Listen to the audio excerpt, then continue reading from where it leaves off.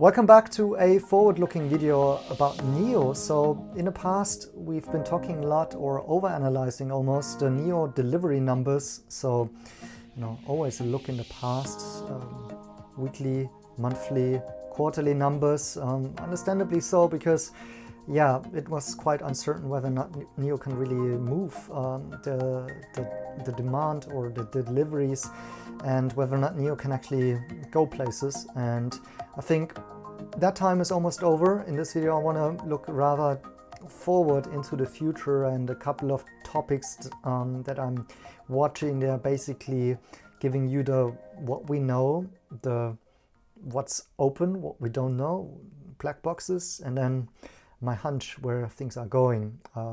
Because to explain why I think we can now actually look forward, I think we're now in a situation where we've got two main drivers that make it possible for investors to look into the future again. The first one is NIO will dramatically increase its runway. What I mean by that is whether or not NIO goes bankrupt or become a concern, whether or not they are running out of money. That question has been postponed a little bit, right? I know in the last couple of videos I've been always talking about plan A, plan B scenario, whether or not they make it themselves to profitability, or whether or not there will be some sort of a backup plan in place. But what you can say for sure, and that's exemplified on this slide, is even if they don't make it to profitability in Q4, we should really expect a dramatical increase in the runway. So if we have roughly 4 billion in cash and burning through 1 billion quarterly, that gives us 4 quarters of runway until we're out of cash, right? Versus if it's just going down to a 200 million quarterly loss, which might be the case, which is not breaking even then, right? It already extends the runway to 16 quarters. Basically, NIO is buying time with that, right? So that's going to happen for sure, but maybe we even get the infinite runway in sense that NIO will start becoming cash flow positive. Who knows? We're going to see that, or profitable even. So another point is interest rates are likely going down, right? That's also, if you go into a discounted cash flow method, a way of looking out more forward from the investor's point of view. That's just natural. So time to look forward. And before we're going to do that, as always, feel free to smash a like, share the video, or even support this channel you could become a YouTube member of this channel. So giving you access to a couple of Patreon-only videos. More than 100 videos, and always doing from time to time more. That's a way of supporting us. Anyways, let's jump into that. Basically 3 topics, right? I've shown it before. Now NIO Energy, I've noted down a couple of points here: swapping, grid services, and collaboration. And a picture here of Li Bin sitting in the ET9 together with the CEO and founder of CATL, the biggest battery maker. Why do I bring this up? So what we know is NIO has done lots of collaborations, announced many partnerships, and CATL is one of them. There are many third-party automotive OEM as well who've partnered up with NIO. What we don't know yet is where things are going.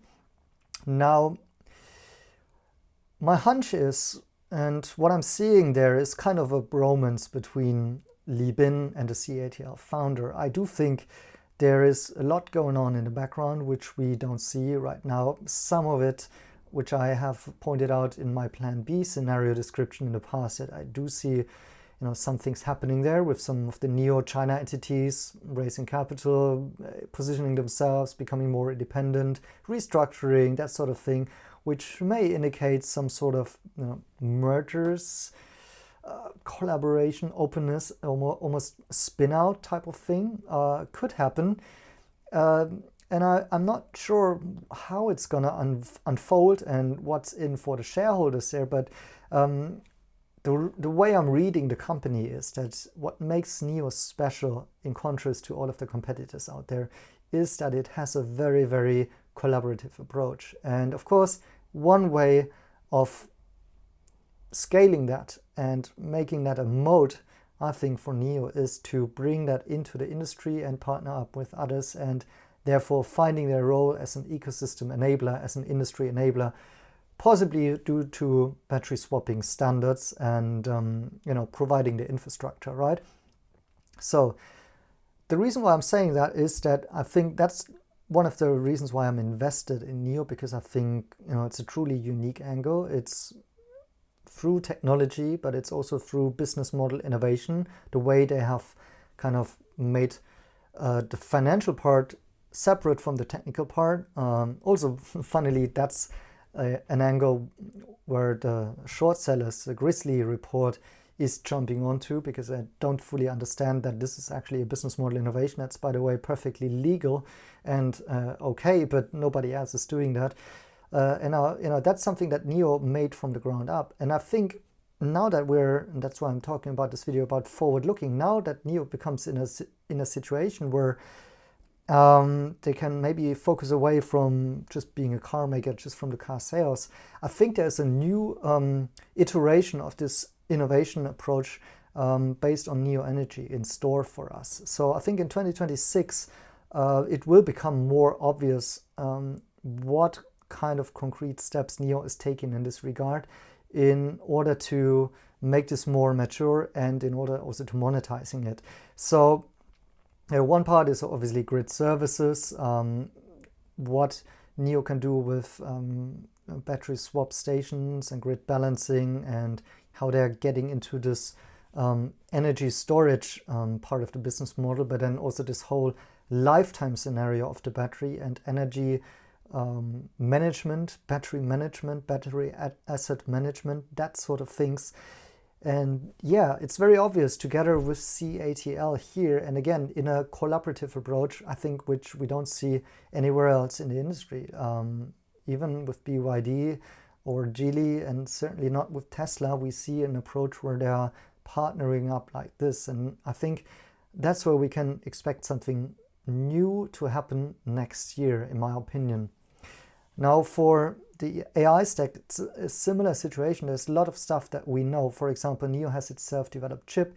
It's currently the only one in mass production that has the highest power of more than 1,000 TOPS. So NIO really is the most advanced player here on the Chinese ADAS chips level. Okay, so that's something we know, but where they, there's lots of unknowns about it as well. Where do they take it from here?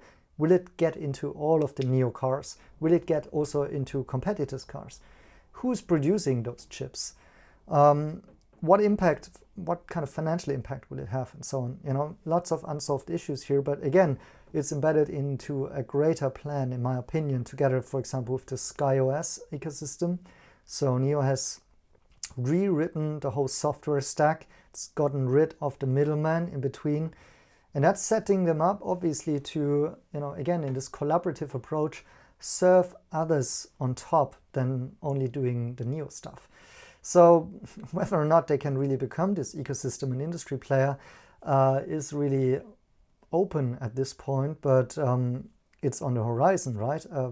I think something, again, to expect concrete steps in 2026.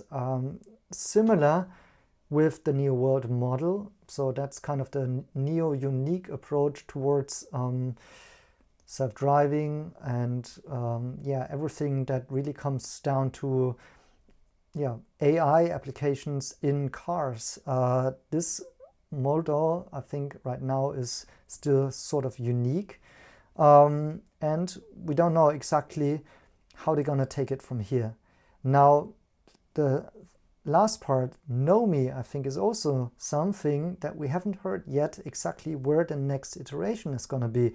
NIO was really watched by all of the industry players because of the invention of how they made this little robot in the car so, emotional, intelligent, so human-like, and bringing really AI into the car as an assistant type of thing. But what's clearly missing here is the next iteration, right? Like, wouldn't it make sense that this robot gets outside of the car?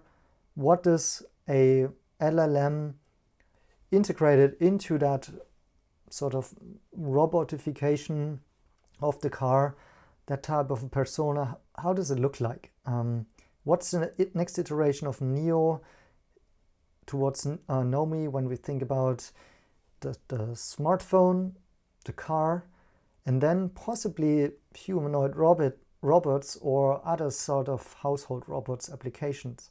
I think it's kind of obvious that NIO will take the next step here, but hasn't really announced it yet, right? So that's also something that we should look for in this AI stack scenario. And then last but not least, something where most people are not as excited as I am about, which is NIO Live. The NIO houses, I think, have still a very tremendous opportunity that hasn't progressed a lot since the first iteration, basically, right? So NIO houses have been launched as a unique part of the retail system, the way you are selling cars, the way you build community, but nothing much has changed in the recent years, really, as NIO has kind of focused on surviving. And in that regard, also, they have been criticized a lot for the capex implications and, for being possibly unnecessary, which I think is not true. It's not the case.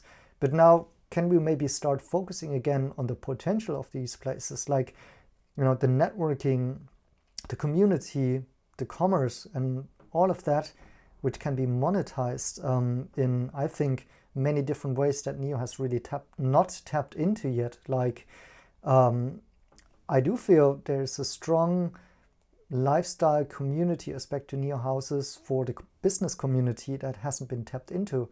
There's many affluent people, business owners in the NIO ecosystem, which could potentially benefit from being part of this NIO community, where NIO houses are a physical place, but also the app and the connections within that app could be monetized in a way that, it could benefit. It could be a springboard for business owners in order to find new business and new meaningful connections, and also help them with their lifestyle needs. So think of a Soho house for the business community, what's it doing? Even a membership fee, usually being charged for that, being even some sort of exclusiveness, and the unused potential in this regard for the NIO houses. So I think, all of that, like those three aspects, with NIO Energy, with NIO AI and NIO Live, all of that needs to go into a new iteration now that we can start looking more forward to, and there is still a lot of untapped potential, frankly, which kind of now is just flying around in this open space, but nobody is really putting it together and making the business plan for that and monetizing it in a way. And I think, here's lots of tremendous potential for investors forward, going forward. And I'm hoping to give you more insights in the future in the videos for each of these little scenarios here, how that could play out for NIO investors. So what do you think? Thanks for watching, and see you in my next videos.